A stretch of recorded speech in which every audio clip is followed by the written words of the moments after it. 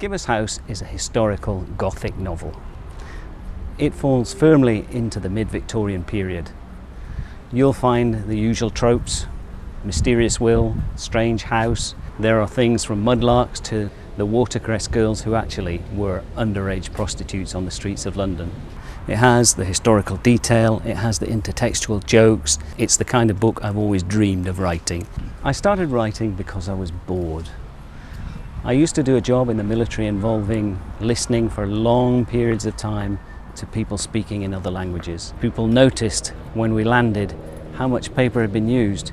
It was usually a short story, a poem, something I'd written. Or if you're expecting a Nicholas Nickleby or some twee Oliver Twist, I'm afraid you'll be disappointed. It's much less David Copperfield and more Victorian Psycho. If this is the kind of book you'd like to see on your shelf, on your local bookstore's shelves, please pledge at unbound.com.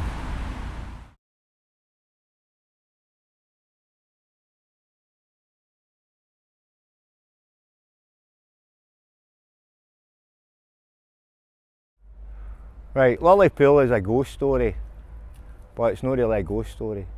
It's a kind of murder mystery. John he's a young boy, so he meets this young lassie. She doesn't know the young lassie is actually no real. I've worked in mental institutions and I've worked with people that see things. You've got a wider repercussions of the community. So what happens to John's family? People imagine that when you get in there you get cured. You don't get cured. What you get is a bit of time out, and what you get is a lot of drugs. Same drugs since the 1950s, they're using them in the 1990s. The book is set in Damure in Clydebank. Well, Clydebank used to be an industrial heartland. They used to build ships. That's where the Singer Sons factory was. But more importantly, that's where I was born. This is right what you know. So this is what I know. I know Clydebank. I know how it feels. I know the voices. I know how people speak. And it is a thriller in terms of every 1,000 words, something's happening. It's not one of these stories. Somebody goes for a bath and it takes 2,000 words. If you'd like to see this book, I'd ask you to pledge on Unbound. Unbound works by getting the money up front first before they publish, which sounds like a good deal to me. You get the book in print, and it's worth investing. It's worth a gamble. It's only a couple of quid, a couple of pints, nothing. I'm looking for readers.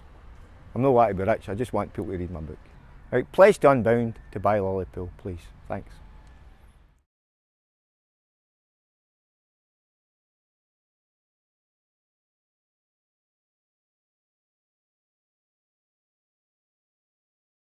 X is a everyday story of a 32-stone psychotic murderous policeman who decides to find a way to kill his son.